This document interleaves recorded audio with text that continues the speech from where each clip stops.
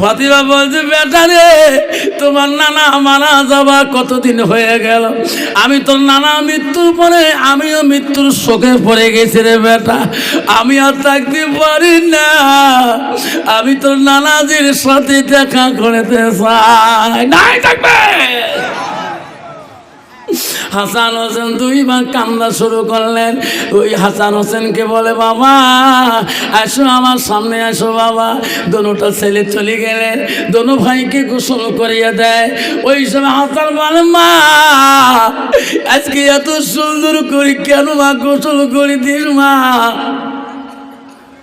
ফাতেমা চোখের বাড়ি ফেলে বলছে, বেটা রে, আজকে তোমার মা রাতে শেষ গোসল, আর জীবনে কেউ গোসল করে দিবে না।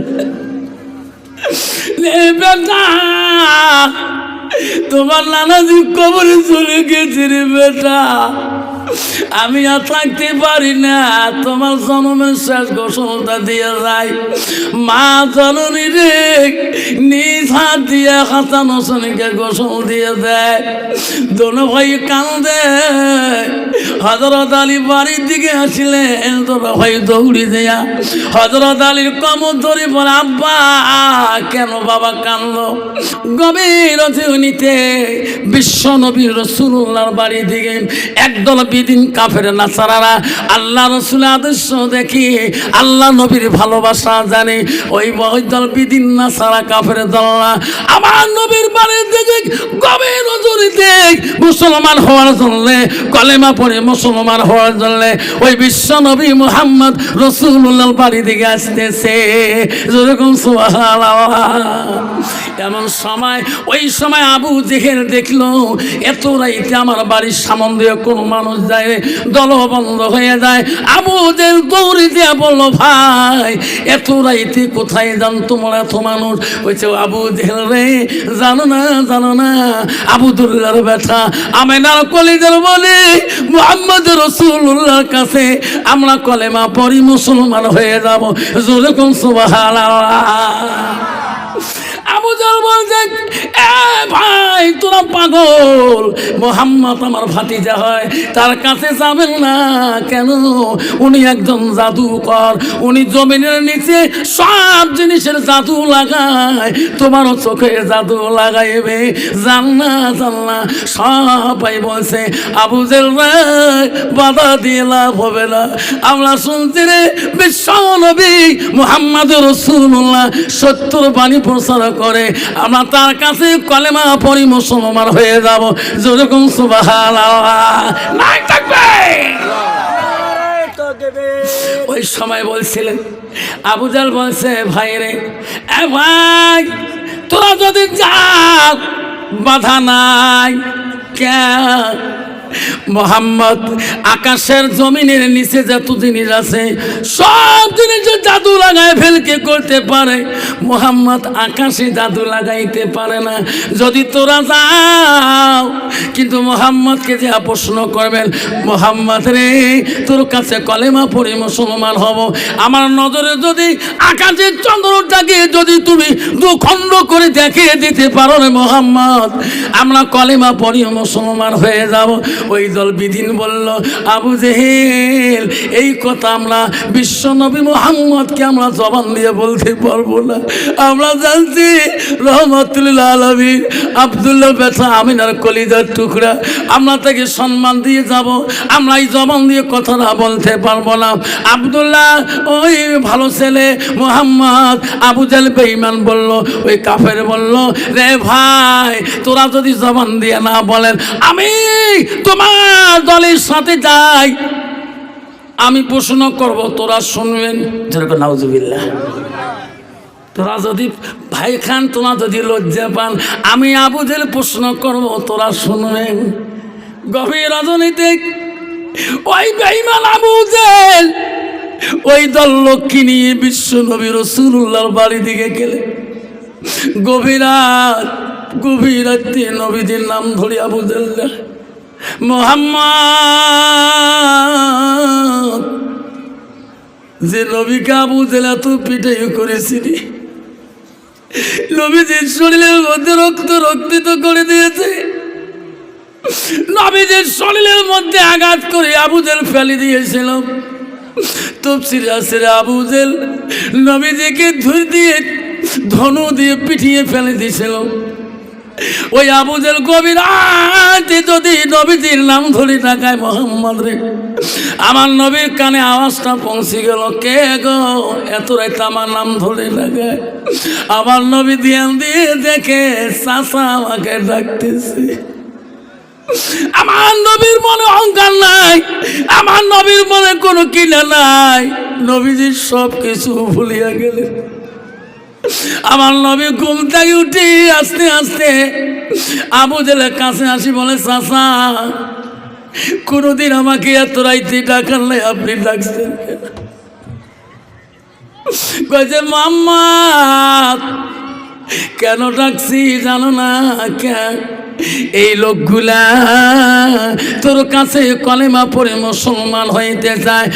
মোহাম্মদ রে, তার আগে ইনাদের নজরে যদি এই যে আকাশের চন্দ্রটা দেখা যায়, যদি দুখণ্ড করে দেখে দিতে পারো, সুবহানাল্লাহ। মুহাম্মদ ইনারা মুসলমান হবে, কলেমা পড়বে, আমি আবু জেল কথা দিলাম আমিও মুসলমান হব। চিল্লিয়ে বলে সুবহানাল্লাহ। আমার নবী দুই চোখের পানি জল জল করে ছড়িয়ে দিলে। আমার নবীর পা কান্দে, আল্লাহ চাচা আবু জেল কোনোদিন এমন ধরনের প্রশ্ন করে নেই জানলা। মাওলা রে, এত রাইতে আমার চাচা কেন এই ধরনের প্রশ্ন করলো? আল্লাহ বলে যে ইব্রাহিম আমার হাবিব কাঁদলে আমি কষ্ট পাই, আমার নবী কাঁদলে আমি আল্লাহ বড় কষ্ট পাই। জিবরাইল যা রে যা, আমার নবীকে বলে দে জিবরাইল, আমার নবী জবান দিয়ে যা বলবে আমি আল্লাহ তাই করে দেব। যেরকম সুবহানাল্লাহ নাই থাকবে। আমার নবী বললেন, চাচা চলো হিজার গুহার দিকে, পর্বতের দিকে চলো। আমার নবী পর্বতের দিকে নিয়ে গেলে সব মানুষগুলোকে আবু জেল সহকারে। আমার নবী বলো তোরা দাঁড়াও। আমার নবী ডান হাতটা আকাশের দিকে করিয়া বুড়ো শাহাদত আঙুলটা একবার খাড়া করিয়া চন্দ্রর দিকে একবার যখন ঘুরিয়া দিলেন, সঙ্গে সঙ্গে আকাশের চন্দ্রটা ঠাস করে দুখণ্ড হয়ে গেলেন। যেরকম সুবহানাল্লাহ। বিদিনরা বলে, মুহাম্মদ আমরা তোর মাঝে যা দেখতে চাই না, কলেমা পড়ে দে রে, কলেমা পড়ে দে, মুসলমান হয়ে যাব। আবু জাল বেঈমান বলছে, না না না, এখন কলেমা পড়বে না। আকাশের চন্দ্র দুখণ্ড করে দেখিয়া দিল, কিন্তু উনি তো জোড়া লাগিয়ে দিতে পারবে না। এখন সত্য হলো, এখন তোমাদের নজরে যদি দুখণ্ড হওয়া চন্দ্রটাকে আগের মতন বানিয়ে দিতে পারে, তাহলে তোরা কলেমা পড়ে মুসলমান হয়ে যাবেন। আল্লাহ রাসূল আমার হাতটা তুলিয়ে শাহাদত আঙুলটা ওই দুখণ্ড হওয়া চন্দ্রটার দিকে একবার যখন হাতটা ঘুরাইলেন, সঙ্গে সঙ্গে দুখণ্ড হওয়া চন্দ্রটা আগের মতন আল্লাহ বানাইয়া দিলেন। যেরকম সুবহানাল্লাহ নাই থাকবে। বাবা সেই নবীর উম্মত, আমরা সেই নবীর উম্মত। সব বিধিন বললেন, মুহাম্মদরা আমরা থাকতে পারি না, তাড়াতাড়ি কলেমা পড়ে রে। আমার সোনার নবীজি বলল, তোরা পড় লা ইলাহা ইল্লাল্লাহু মুহাম্মাদুর রাসূলুল্লাহ, লা ইলাহা ইল্লাল্লাহ, লা ইলাহা। আমার মা বোনেরা, আম্মারা শুনি রাখো মা, আল্লাহ রাসূল হাদিসটা কি বললেন? ও মা বোনেরা, মা বউ কষ্ট করে এসেছেন, বোনেরা আমার, মা বোনেরা আমার, খালারা আমার, আল্লাহ রাসূল বলল, আল মারআতু ইযা সাল্লাত খামসাহা। আমার নবী বলেন, কোনো একটা মেয়ে যদি 5 ওয়াক্ত নামাজ পড়ে, ওয়াসামা শাহরুহা, আমার নবী বললেন ওই মেয়েটা যদি রমজান মাসে রোজা করে, ওয়াহসানাত ফারাজাহা, ওই মেয়েটা যদি পর্দায় পুশিদের মধ্যে চলে, আমার রাসূল বলে ওয়াতাত বালাহা, ওই মেয়েটা যদি স্বামীকে ভালোবাসে, স্বামীকে খেদমত করে, আল্লাহ রাসূল বলো ফাকাদ কুলুমা নাইও আবু আবিল জান্নাতের স্বাদ। রাসূল বলো ওই নারীদের জন্য আল্লাহ 8টা জান্নাতের দরজা খোলা রাখবে। যেরকম সুবহানাল্লাহ। বাবা বর্তমান যে যুগের নারী, মা বোনেরা, আল্লাহ রসুল বলে কোন নারী যখন স্বামী বাড়ির দিকে যাবে, আল্লাহ রসুল বলল ওয়া জাউজুহা আনহা, জাউজুহা মানে হলো স্বামী, ইংলিশে বলে হাজবেন্ড মানে হলো স্বামী। আপনারা রসুল বলো ওয়া জাউজুহা, ওই তার স্বামী যদি বাড়ির দিকে যায়, ওয়া জাউজুহা আনহা রাদিন, তার স্বামী যদি ওই বিবির উপরে খুশি রাজি হয়ে যায়, আল্লাহ রসুল হাদিস শরীফে বলেন দাখালাতিল জান্নাত, সেই মেয়েটা হবে জান্নাতের অধিকারী। যেরকম সুবহানাল্লাহ। মা বোনের আম্মারা শোনার চানোনা, ও মা জান্নাত দিয়ে যেতে চান, মা নবীজির প্রথম স্ত্রী ছিল মা হযরত খাদিজাতুল কুবরা। মা গো নবীজির দ্বিতীয় বিবি ছিল হযরতে সাউদা রাদিয়াল্লাহু তাআলা। নবীজির তৃতীয় বিবি ছিল হযরতে মা আয়েশা সিদ্দিকা আম্মাজান। নবীজির চতুর্থ বিবি ছিল হযরতে জয়নব রাদিয়াল্লাহু আনহা। নবীজির ৫ নম্বর বিবি ছিল হযরতে হাফসা রাদিয়াল্লাহু আনহা। নবীজির ৬ নম্বর বিবি ছিল হযরতে উম্মে হাবিবা। নবীজির ৭ নম্বর বিবি ছিল হযরতে মাইমুনা। নবীজির ৮ নম্বর বিবি ছিল হযরতে রায়হানা। নবীজির ৯ নম্বর বিবি ছিল হযরতে সুফিয়া। নবীজির ১১ নম্বর বিবি ছিল হযরতে মারিয়া। যেরকম সুবহানাল্লাহ। মা বোনেরা, নবীজি জীবনে ১১ জন স্ত্রী বানায়। ১১ জন স্ত্রী করে কয়জন? যখন ১১ জন স্ত্রী করে, এই ১১ জন স্ত্রীর মধ্যে এমন একজন বিবি ছিল নবীজির কাছে মা, কোমল স্ত্রী মা। ওই বিবিটা ছিল মদিনার রাষ্ট্রপতির মেয়ে, মদিনার গভর্নরের মেয়ে। তার নাম ছিল হযরতে মা আয়েশা। হযরতে মা আয়েশা ছিল কোরআনের হাফেজা। নাই থাকবে। আর বর্তমান যুগের সমাজের নারী হলো জগিড়ির হাফেজা। ঠিক না ঠিক? বর্তমান যুগের নারী হল ঝগড়ির হাফেজা। আল্লাহ নবীজির ১১ জন স্ত্রী ছিল। নবীজি বাড়ির দিকে আসছিলেন, আসি দেখে সব বিবি কাজে ব্যস্ত, একজন বিবি কাজ করে না। তোমার সঙ্গে রহিমুদ্দির কি সুখ রেখে দুইটি বউ করি, একজন মাথা টাবে একজন ঠ্যাং টাবে। ওই ফোন করি কম তো ওই বাড়ি যাওয়ার পাই নাই, মাথা টাবা ঠ্যাং টাবা তো দূরের কথা, ওই বাড়ির ভুলকি দিয়ে দৌড় মারে, কাই দাও ধরিয়াছে কাই বেহি ধরিয়াছে। ঠিলে বিঠে আমার নবী বাড়ি দিকে চলে গেলেন, যে দেখে কতগুলো বিবি কাজের মধ্যে ব্যস্ত, কাম কাজ করে যাচ্ছে, একটা বিবি কোনো কাজ করে না। নবীজি বলবি কি না? তোমরাও বলবেন কি রে, রহিমা কাম করে, ফাতেমা কাম করে, জয়নব তুই কাম করিস না একা? তখন রসুল বলছে, ও বিবিগণ সবাই কাম করতেছেন, আয়েশা রে তুমি কেন কাম করো না?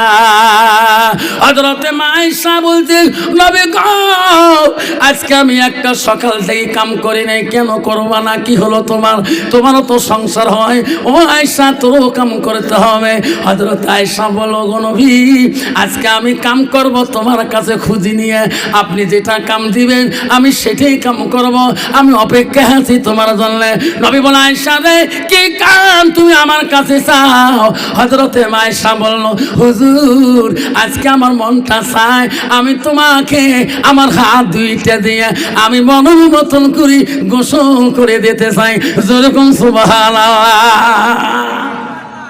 বর্তমান যুগে নারী কবে কোনে আর শুধু গা খান ধোয়া মনের মতো করি গান ধোয়া মারাছিস, ঠিক আছে ঠিক? যদি কামে মানে কম চোখে চান কলেজ একবার আগে ফাটিয়ে ফেলায়। নবী বলল, আয়েশা আমাকে গোসল করে দিবা? কলে হ্যাঁ। আয়েশা রে তোর কি শান্তি লাগবে, ভালো লাগবে? এখন নবী আমার মনটা চায় আজকে আমার হাত দুইটা দিয়ে তোমার গোসল করতে দিই। নবী বলল, আয়েশা তোর মন যদি চায় আমি তো বারণ করতে পারি না, বাধাও ধরতে পারি না, যা যা আয়েশা তুমি তাড়াতাড়ি যা আমার গোসলের ব্যবস্থা করিয়ে দাও। ও আমার বোনেরা, ও বিস্কর মা বোনেরা, বিস্কর সহজীপীর মা বোনেরা, গোলগঞ্জ সমষ্টির মা বোনেরা, শুনিয়ে রাখো, হযরত মা আয়েশা আনন্দিত হয়ে গেলেন। 2 মস্ক পানি আনিয়ে, একটা জলচকি আনিয়ে আমার নবী সোনার নবীজিকে আয়েশা নিজ হাত দিয়ে বসিয়ে দিলেন। নবীকে বসে দিয়ে নবীর গার মধ্যে পানি ঢালি ঢালি দেয়। আয়েশার মন হাসে রে।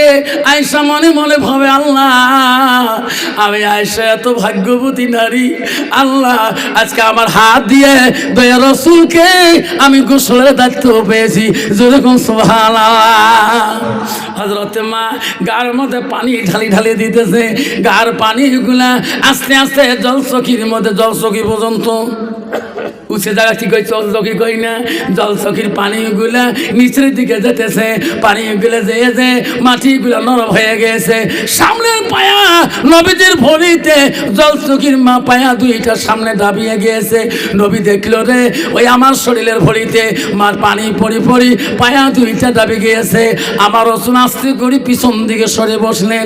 আয়েশা খেয়াল করে নাই, আনন্দে মত্তহারা হয়েছে। নবীর গাও গোসল পায়া আয়েশা কত শান্তি গো। আয়েশা বলে, আল্লাহ আল্লাহ, আমি আয়েশা কত খুশি, আল্লাহ আজকে বিশ্ব নবীর গা খান আমার হাত দিয়ে বলা শান্তি পেয়েছি। ও মা বোনেরা, জানো না আল্লাহ রাসূল আনহারাদিন, রাসূল বলো কোন নারী যদি স্বামীকে শান্তিতে রাখতে পারে, ও মা বোনেরা, আল্লাহ রাসূল বলল আইয়ো মামা তাত, আল্লাহ রাসূল বলো কোন নারী যদি স্বামীর আগে ইন্তেকাল হয়ে যায়, আমার রাসূল বলো আনহারাদিন, তার স্বামী যদি রাশি খুশি হয়ে যায়, আমার রাসূল বলো দাখালাতিল জান্নাত, সেই মেয়েটা হবে জান্নাতের অধিকারী। যেরকম সুবহানাল্লাহ। বর্তমান যুগের নারী স্বামী নাই মধ্যে অভিশাপ দেয়, ঠিক না বিচি? বুতুই কষ সবাই গেলে মরে, এটা মরে নাকি? আসে না নাই? মা তোর খোয়া খাবার না, যেদিন আদাল আসবে মা সেদিন বুঝতে পারবি তোর চোখের পানি কত রূপ যা, তোর ঠিক না মিটি? বুঝা দেখতো এলে আপনার হুজুর আমার বিষ খাওয়ার এলে কথা কি জো খায়, স্বামী আসলে বলে মোলাকাত করা খায়, স্বামী আসলে স্বামীর দিকে দেখা খায়। বউ তুই কয় আজ 3 মাস থেকে আবার ওই নেই মোর, কয় মাস থাকি 3 মাস, এইরকম নারী আছে না নাই? কালকে এই কথা শুনে তো অবাক আছ, এলা যাচ্ছি আও করম, কালকে হাত ধরিও মাপ নিছ, বেসরা কত নাকে মুখে ঢিকিয়ে কাহো কোনোদিন মানুষ কয় না। কত বাবা বউ যদি নাকে মুখে কাউ ঢিকে এক্ষুনি মানুষ কবে বউ নাকর ঢিকেছে, কোনোদিনও কবার নয়। বেশি করে মোর স্বামী এত ভাল, বউ তুই কর কম নাকর ঢিকে মই চোখে চৈতে গুড়ি কদি ফেলতো মই, তাও বেসা কাউ কয় না। এই শুনিয়ে আমি কালকে মাপ টাপ নিস, বেসরা মাবুর দিন বউ আজকে 4 বের ভাত খান তবু পেট ভরে না। বল তুই তো মোর মাসের বেটি বই নয়, তুই বলে ভাইসবে কত বলে ঘুরিয়ে ঘুরবেন না। মোর মা কম ডাকু আছে, মোর মা মোর বাপক জীবনে দেখতে পারে, মোর মার ভয় মোর বাপ বাড়ি যায় নাই, ওই বাজার তো কাটাইছি তারে বেটে মই। মা যদি ভালো হয় মেয়ে ভালো হবে, মেয়ে যদি ভালো হয় রে মা ভালো হবে, মাস্টার যদি ভালো হয় ছাত্র ভালো হবে, ছাত্র যদি ভালো হয় রে মাস্টার ভালো হবে, ইডি যদি ভালো হয় ফার্মা ভালো হবে, ফার্মা যদি ভালো হয় রে ইডি ভালো হবে। এমন জাতের কচু আছে অল্প জালে সিদ্ধ হয়, এমন জাতের মেয়ে আছে অল্প কথায় বুঝিয়া পায়, এমন জাতের কচু আছে অল্প জালে সেজে না, এমন জাতের মেয়ে আছে অল্প কথায় বোঝে না। যেরকম ঠিক না ঠিক? মা আমি শেষের দিকে যাচ্ছি, কষ্ট হয়। মা বলে না বিশ্ব নবী স্ত্রী মা আয়েশা আনন্দে আনন্দে গোসলায়, নবীজি পিছনে বসে গেছে, পায়া 2টা সামনে ভাষণ হয়ে গেছে। আয়েশা খেয়াল করতে পারে নাই, আয়েশা ডান দিকের পাটা জলচকির ভাষণের নিচে হয়ে ঢুকে গেছে। আয়েশা আনন্দের মতো, নবীজি বলল সামনে সরে বসলাম, এখন সামনের দিকে আগে বসতে হবে। আমার রাসূল যখন সামনের দিকে আগে বসলেন, আয়েশার পাটা জলচকির পায়ের মধ্যে ফাঁসিয়ে গেলেন। আয়েশা পা নড়ালেন না, ও শব্দ করলেন না।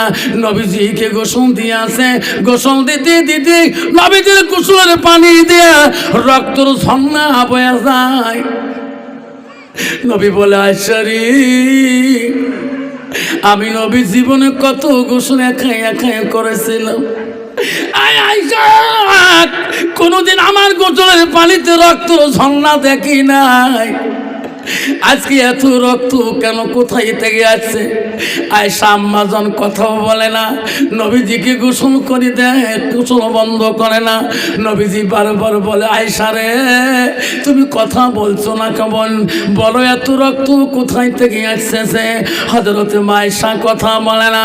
নবীজি ওই সময় আয়সার দিকে তাকায়া দেখলেন, আয়সা মুখের দিকে তাকিয়া দেখিয়ে দেখলেন আয়সা দুই চোখের পানি দিয়ে বুক ভিজি ভিজি যায়, তবু রাসূলুল্লাহকে গোসল করে দেয়। যেরকম সুবহানাল্লাহ। নবীজি বলে, আয়সা এই গোসল আমি দায়িত্ব নিজে হাতে দিই নাই, তোর মহাব্বতের ভালোবাসার জন্য এই গোসলের দায়িত্ব তুমি নিজেই নিয়েছো। আয়সা দেখে থরথর করে কাঁপতেছে, দাঁড়ে থাকতে পারে না। নবীজি তো খানা খায়া আয়সাকে বুকের মধ্যে পান্ডা করে নিয়ে বলল, বলি রে বলো বলো বোন তোর কি হয়েছে, বল তুমি এত কাঁদছো কেন? তখন মা আয়সা বলছে, হুজুর যত রক্ত তোমার গোসলের পানি দিয়ে গেলেন, এটা কোন রক্ত আপনি জানেন কি? না আমি জানি না। ওগো নবী এখন আমার পাটা তোমার জলচকির পায়ের তলে ফাঁসে আছে। নবী গো তোমার শরীরের ভরিতে আমার পায়ে ফাটি গেছে, আঙুলটা বুড়ো আঙুলটা ফাটি গেছে। ওগো নবী আমার শরীরের রক্ত গুলা এতক্ষণ পর্যন্ত তোমার গোসলের পানি দিয়ে ঝর্ণা হয়ে গেল। নবী বলো, আয়সা রে তুমি একটা শব্দ করলি না, একটা শব্দ পর্যন্ত কেন করলি না? আমার জন্য তুমি রক্ত পর্যন্ত কুরবানি করলি কেন? বা বোনেরা আয়সা কি বলছে, মা ও মা বোনেরা, নবীর স্ত্রী মা আয়সা বলছে, নবী পায়ে রক্ত তো দূরের কথা, তোমার ভালোবাসায় যদি আমার মাথাটা আমার বুকটা যদি চিপের মধ্যে পড়ে যায়, আমি মৃত্যুবরণ শিকার হব, তবু জবান দিয়ে তোমাকে শব্দ করব না। যেরকম সুবহানাল্লাহ। মা বলে না জান্নাত যদি যাইতে চান মা, রাসূল বলল তোমার স্বামীর কাছে যাও, স্বামীকে দিকে মুলক হাসি দাও, মুচকি হাসি দাও, স্বামীর মন জয় করে নাও। স্বামী যখন বাড়ি আসবে এক বোঁদা পানি হাতে দিয়ে দাও। স্বামী যখন বাড়ি আসবে যতই কাম থাক না কেন একটা লঙ্গি হাতে দিয়ে দাও। স্বামী গো আজান দিয়েছে, ও স্বামী বদনার পানি ঢেনা উজু করো। যদিও তো স্বামী নামাজ না পড়ে, উজুর পানি কাল কিয়ামতের ময়দানে সাক্ষী হয়ে যাবে, ওই বদনা আল্লাহর কাছে সাক্ষী হয়ে যাবে। মা তুমি কেন জাহান্নামে তুমি যাবা? মা তুমি তো জান্নাতে যাওয়া আশা করো। আল্লাহ রাসূল তো বললেন যে নারীটা চারটা কাম করবে সেই নারীটা হবে জান্নাতি। মা নবীদের প্রথম স্ত্রী ছিল হযরতে খাদিজাতুল কুবরা। খাদিজার ইন্তেকালের সময় ওই নবীজির মাথা চরুটার মধ্যে মাথা লাগে লাগে খাদিজা হা হা করে কান্দে। নবী বুঝা, খাদিজা রে তুই কাঁদলে আমি নবী কষ্ট পাই, তুমি খাদিজা প্রথম স্ত্রী গো, এত কান্দ কেন? খাদিজাতুল কুবরা বলছে, ওগো নবী আমি নবীর স্ত্রী হতে পারি গো, আমি কবরকে বড় ভয় করি। ওগো নবী আমি সেই কবরে কেমন করে যাব? ওগো নবী আমি খাদিজার কবরকে বড় ভয় করি গো নবী। নবীজি বলছে, খাদিজা রে তুমি আমার জীবনের প্রথম সঙ্গিনী রে খাদিজা। সিরিয়ার রাজত্ব তুমি পরিত্যাগ করে দিয়ে তবু আমাকে তুমি ভালোবাসা রাখছো। খাদিজা একবারও বলো তো দুঃখ যদি মরণকালে রাখো আমার মনে বড় বেদনা পায়। হযরতে খাদিজাতুল কুবরা বলছে, ওগো সোনার নবীজি আজকে আমি একটা তোমাকে কথা বলে যাই কি, আজকে আমি খাদিজা যদি কবরে চলে যাই, আমার খাদিজার জন্য আপনি কাফন কিনবেন না, আমার কাফন কিনবেন না। নবী বলছে, খাদিজা রে আমি নবী গরিব থেকে কাফন কিনতে পারবো না। খাদিজা বলছে, না গো নবী ও কথা বলি নাই। ওগো নবী আপনার শরীরের জুব্বাটা, আপনার পাঞ্জাবিটা, আপনার কাপড়, শরীরের কাপড়টা যদি আমার খাদিজার কাপড় হয়ে যায়, ওই কবরের মধ্যে আমার আর ভয় থাকবে না। সুবহানাল্লাহ। নবী বলছে খাদিজা রে, ও খাদিজা, তুমি চোখের পানি ফেললে আমি নবী বড় কষ্ট পাই। কিতাবে আছে খাদিজার মৃত্যুকালের সময় নবীজি খাদিজার চোখের পানিগুলো মুছি মুছি দিয়েছিল। খাদিজা বলেছে, ওগো নবী গো, ওগো নবী আমার সোনা, আমার নবী, ও গো নবী। দ্বিতীয় কথা হলো, ওগো নবী, সাহাবাকেরা মাটি দিয়ে দিয়ে আমাকে সবাই চলে যাবে গো নবী, আমার কথাটা মানবি কি? কি গো খাদিজা? ওগো নবী গো, ওগো নবী, সবাই চলে যেতে পারে, আমার খাদিজার কবরের কাছ থেকে আপনি চলে যাবেন না। যেরকম সুবহানাল্লাহ।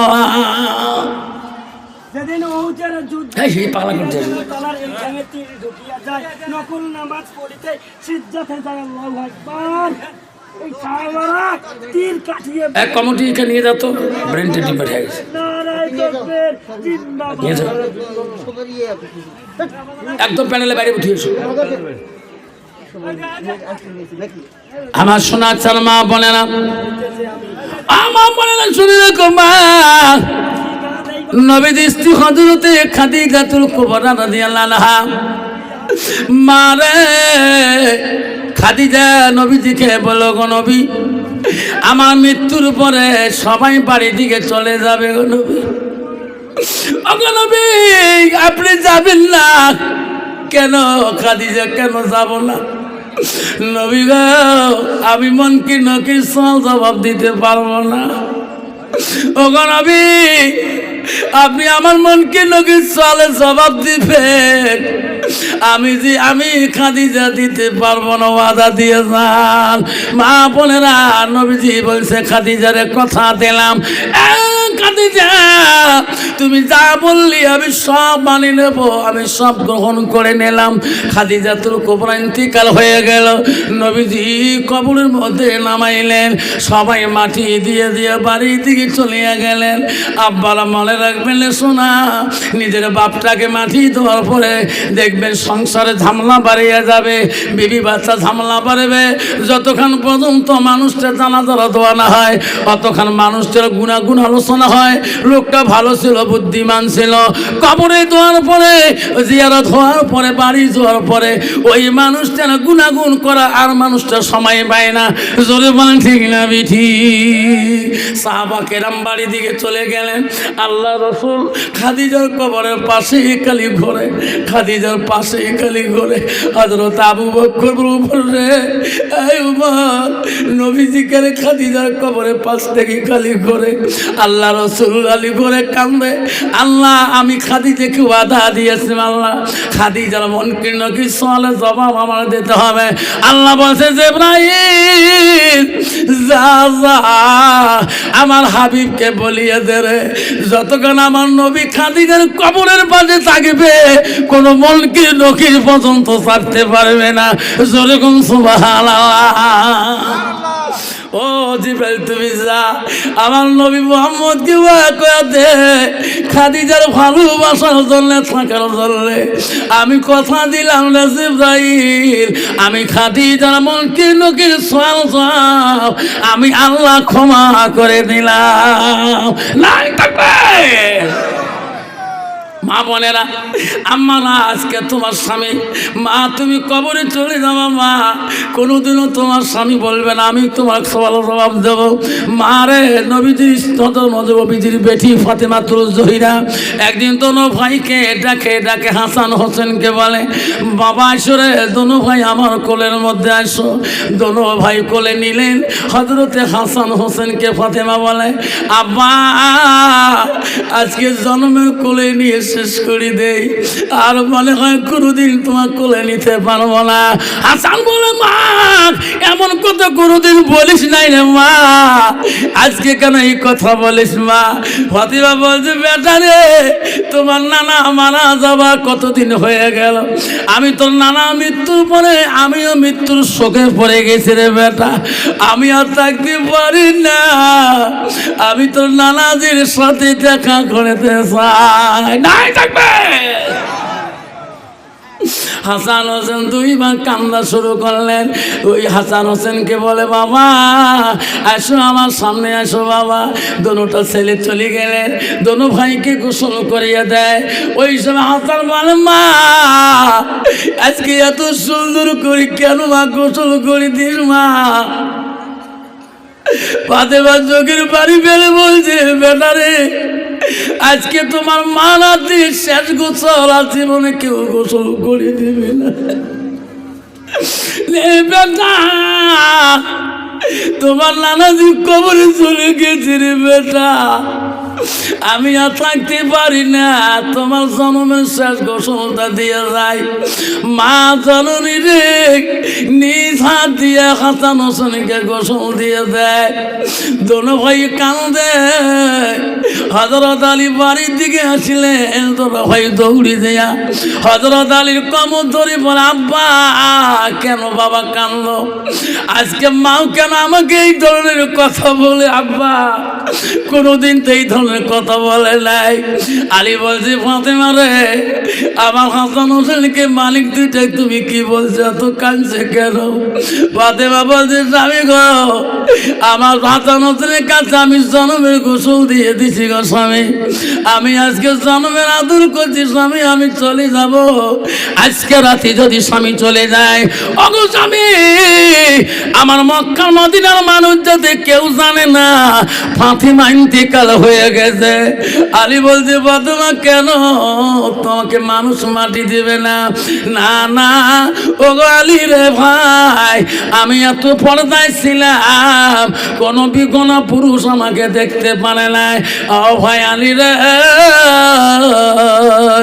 আমার মৃত্যুর পরে কত বিদিন কাফের নাসারা আমার চেহারাটা দেখার জন্য আসবে। কেউ যদি খারাপ নিয়েতে আমার পর্দা খেলাপ করে আসবে, আমি কাপনের ভিতরে থাকবো। কেউ যদি কল্পনা করে ফাতেমা এত লম্বা ছিল, চওড়া ছিল, এতটুকু পেট ছিল গো ও আলী, কেউ যদি খারাপ কল্পনা করে আমার ফাতেমার জীবনের পর্দা দাম আল্লাহ দিবে না, নাই থাকবে। মা বলে না আজকে আমি কতটুকু পর্দায় থাকি, যতটুকু পর্দা থাকা ততটুকু মুসলমান আমি থাকতে চাই না। ধরে কোন ঠিক না ঠিক? হযরত আলীকে বলে, আলী আমার আব্বা আমাকে ডাকতেছে, আয় আলী রে আমি চলে যাব, কেউ যাতে জানে না।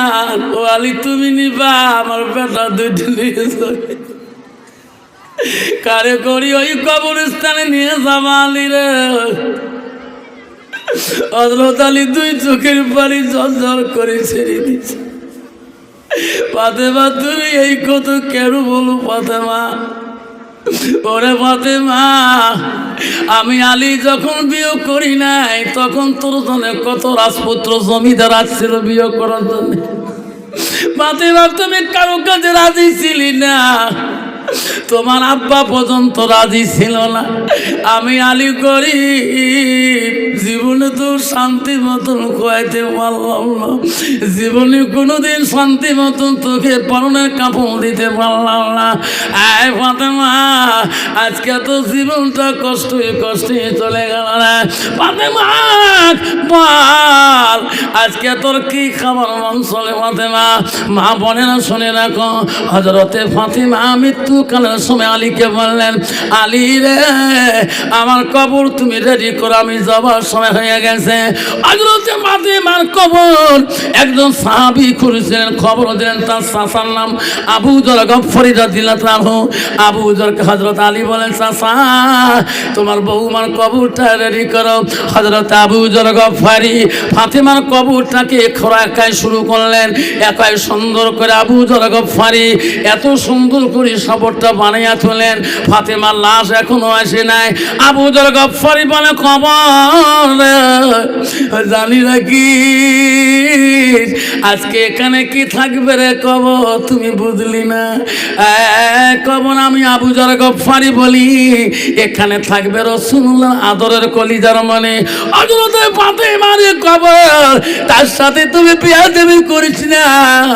ওই সময় আবু যর বলছে, কবর সাবধান তুমি, তুমি এখানে থাকবা সাতুল্লাহ গালিব হযরত আলীর স্ত্রী ও কবর রে হযরত আলীর স্ত্রীকে সঙ্গে বেয়াদবি করিস না আবার বলছে কবর এখানে থাকবা হাসান হোসেন আম্মা হাসান হোসেন আম্মার সাথে তুই বেয়াদবি করিস না এই কবর তুমি জানো না আমি আবু জর বলছি এখানে থাকবে পৃথিবীর সব নারীদের সর্দারানী জান্নাতুল ফাতেমা কবর রে সাবধান ওই ফাতেমা জান্নাতুলের সাথে খারাপ ব্যবহার দেখাবি না সঙ্গে সঙ্গে কিতাবে আছে রে ফাতেমার কবর থেকে আওয়াজ আসি গেছে এ আবু জার আমি কবর বলছি খবরদার আমার কাছে জোরে চিক করে কথা বলবি না রে এ আবু জার আমি নবীর পেটে চিনি না আমি হযরত আলীর স্ত্রীকে চিনি না আমি ফাতেমাকে চিনি না আমি নারীদের সর্দারানীকে চিনি না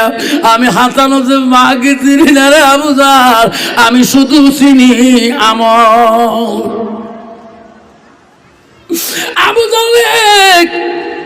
আমল যদি ভালো হয় আমার কবরের ব্যবহারটা ভালো পাবে আমল যদি বিটি হয়ে যায় আবু জার নবীর বেড়ি ফাতেমা হলে ডান দিকের হার বাম দিকে চলে যাবে আমি কবর কাউকে পরোয়া করি না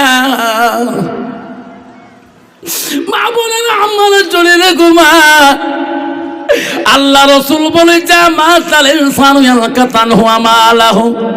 আমার নবী বললেন মানুষের মৃত্যুর পরে মানুষের সৎ আমলগুলা নেক আমলগুলা কবরে গেলে বন্ধ হয়ে যায় রসুল বলে ইল্লা মিন সালাসাতিন তিনটা আমল কবরবাসীর জন্য বন্ধ হয় না নাই থাকবে আব্বাজান আমার কয়টা আমলে কত রসুল বলল বুখারী মুসলিম হাদিস কয়টা আমলের কথা বলে ইল্লা মিন সালাসাতিন নবী বলল পৃথিবীর সব আমল বন্ধ হয়ে যাবে ইল্লা মিন সালাসাতিন তিনটা আমল কবরবাসীর জন্য আল্লাহ বন্ধ করবে না এই তিনটা আমল কি রসুল বললেন সাদাকাতুল জানিয়া আলমিহি আনতাবাহু বিহি সাইয়ান আওলাদুন সালিহুন ইয়াদুলাহু নবী বললেন যারা সন্তান পৃথিবীতে হবে গো ওই বাবার নামে দাদার নামে দাদির নামে ওই সাদকা জারিয়া দান খয়রাত করে দিয়ে দিবে আল্লাহ রাসূল ইলমিহি আনতাবাহু বিহি সাইয়ান যারা ইলম শিখি অপরকে শিক্ষা দান করবে তার সওয়াবটা বাবা মা বসে বসে কবরের মধ্যে পাবে আওলাদুন সালিহুন ইয়াদুলাহু নেক সন্তান যারা হবে দোয়া করবে বাবার নামে মার নামে ওই দোয়াটা কবরে বসে বসে তার মা বাবা পাবে আব্বাজান আমার আজকে কারখানা মা নাই গো বাবা নাই গো আজকে বিষ্ণু কবরস্থানের মধ্যে যার মা গেছে বাড়ির পাশে কাঁদছে বাড়িতে বাগানের তলে মা পড়ে আছে গো বাবা পড়ে আছে গো ওই বাবার কবরের পাশে যাই সারা জীবন যদি হাও করে কাঁদ কোনোদিন তোর আব্বাটা শুনে দিবে না কোনোদিন তোর তোর মাটা শুনে দেবে না রসুল বলো ওই মার জন্য তুমি সাদাকাতুল জারিয়া হিসাবে ওই মার জন্য তুমি সাদকা জারি হিসাবে যদি তুমি ওই সাদকা জারিয়া দান খয়রাত করে দাও তোর মা যেখানে থাকুক না কেন ওই সওয়াব কবরের মধ্যে পাইবে সেই জন্য বন্ধুগণ আমার আজকে বিষ্ণু কবরস্থানের জন্য আজকে কারখানা মা নাই বাবা নাই আমি এখন চলে যাবো বাবজান ইবাদুল্লাহ সাহেব আসবে তারপর আখিরি মোনাজাত উনি করবে উনি হলো মুসাফির মানুষ রসুল বলছে তিন ব্যক্তি দোয়া বিফলে যায় না বুখারীর হাদিস এক নম্বর হলো মুসাফির যারা মুসাফির হয়ে আসে দুই নম্বর মজলুম ব্যক্তি দোয়া তিন নম্বর মা বাবা দোয়া আমি তার আগে একটু দোয়া করতে চাই আব্বারে কারখানা মা নাই বাবা নাই আজকে আমি দেখতে চাই গো মা হারা সন্তান কাই কাই গো হাতটা আমাকে দেখাবেন হুজুর আমার মা নাই আমার আব্বা নাই হুজুর আপনি একটু দোয়া করে যাবেন ইবাদুল্লাহ সাহেব দোয়া করবেন সেই মান জ্বললে আজকে সেই বাবাটার জ্বললে আজকে এই কবরস্থানে ভালোবাসায় গো আমি বাবা শোনাতাম না 10টা বাবার কাছে হাত জোর করি বলি আসুন কোন বাবা আছেন রে ওই মাটার জন্যে বাবাটার জন্যে 10টা বন্ধু, পৃথিবীতে 10 জন সাহাবীকে আল্লাহ রসুল বলছে আল্লাহ জান্নাতে সার্টিফিকেট দিয়েছে। 10 জন বন্ধু যদি সর্বপ্রথম কমিটির মধ্যে হোক, জনগণের মধ্যে হোক, ওই মাটাকে কবরে শান্তি রাখার জন্যে, বাবাটাকে শান্তি রাখার জন্যে আমি 10টা বন্ধুর হাত ধরে মোলাকাত করে দোয়া করে যাব চলে। বেশি না, বামজন কবরস্থানের জন্য 5টা করে 1000 টাকা আমি একটা বন্ধু সর্বপ্রথম আছে গো হুজুর, আমি 5টা 1000 টাকা আমি এই কবরস্থানের জন্য আমি 10 জন সাহাবীর মধ্যে প্রথম সাহাবী জান্নাতে সার্টিফিকেট পায়, সে হলো হযরত আবু বকর সিদ্দিক। বন্ধুগণ আমার মা পড়ে না 5000 টাকা আজকে এই কবরস্থানের জন্য একটা মা হারা সন্তান, বাবা হারা সন্তান, দাদা হারা সন্তান, দাদি হারা সন্তান। আজকে এমন একটা নাতি আছে গো হুজুর, আমার দাদা নাই, দাদি নাই, মা নাই, বাবা নাই, নানা নাই, নানি নাই। আমি 5টা 1000 টাকা আজকে বিস্ক কবরস্থানের জন্য আমি সাদকা জারিয়ে করে দিলাম। আছে একটা বাবা কি আছে সর্বপ্রথম আজকে দিতে না পারে নামটা লিখে দিয়ে যাই, খাতা বাইর করেন, হামিদুর মোল্লা সাহেব খাতা বাইর করেন। সর্বপ্রথম কে আছেন? আমার মোল্লা হামিদুর সাহেব লিখবে হাই স্কুল হুজুর।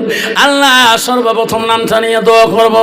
আব্বাজন আছেন গো কমিটির মধ্যে, বন্ধুর মধ্যে। আজকে তোর মা পড়ে আছে সেই বাড়ির বাগানে পিছন পাকে, তোর বাবা পড়ে আছে কাঠগুয়ের তলে, তোর মা পড়ে আছে বাস বাগানে করে। এখনো তোর মার কবরে সিনা পাওয়া যায় না, তোর বাবার কবরে কোনো সিমেনা পাওয়া যায় না। সেই মা বাবার জন্য রসুল বলো সাদাকাতুল জারিয়া, যারা সাদকা জারিয়া করে পৃথিবীর জমিনে দিয়ে যাবে, দান খয়রাত করে যাবে, পৃথিবীর সব আমল বন্ধ হয়ে যাবে। রসুল বলো ইল্লা মিন সালাসাতিন, 3টা আমল কবরবাসীর জন্য বন্ধ হবে না। সেই জন্য বলছি বাপজন আমার সর্বপ্রথম একটা বাবা হাত দেখাইতে পারবেন হুজুর আমার মার জন্য, বাবার জন্য আজকে আমি বেশি দিতে পারি না, 5000 টাকা ওয়াদা করলে হুজুর আমি 1000 টাকা দিয়ে 4000 বাকি রেখে রাখলাম। কমিটির কাছে খাতা থাকবে, তুমি আস্তে আস্তে কবরের ওই বিল পরিশোধটা করে দেবা। একটা বাবা যদি আসি মঞ্চের সামনে দোয়া নিয়ে যান, আমি এখন দোয়া করে চলে যাব। হালা করে আমার বক্তব্য আছে 12:30 1টাতে গিয়ে আমি ওখানে হালা করে ওয়াজ করতে যাব। আসুন কোন বন্ধু আমার একজন বাবা আছে দেখো 5000 টাকা এই মহফিলের মধ্যে একটা বন্ধু বাজার এলাকার কত ধনী কত মালদার, আজকে তো দাদু উঠে কবরে পড়ে আছে, এত আদর যত্ন করেছে, তো ভাই ভাই করে ডাকছিল আল্লাহ ইসুফ আলী ভাই। আল্লাহ মৌলানা ইসুফ আলী সাহেব আল্লাহ আমার গোলগঞ্জে বাড়ি টুকরা সরে এখন আসছে। মৌলানা আল্লাহ আমার হামিদুর ভাই, আল্লাহ তোর বাবা নাই, আল্লাহ মৌলানা হামিদুর মৌলানা ইসুফ আলী দুইজনে 5000 করে দিলেন। তাকবীর লাগাই না একটু হাত তুলি দোয়া করবো। আল্লাহ আমি হাত তোলেন সবাই।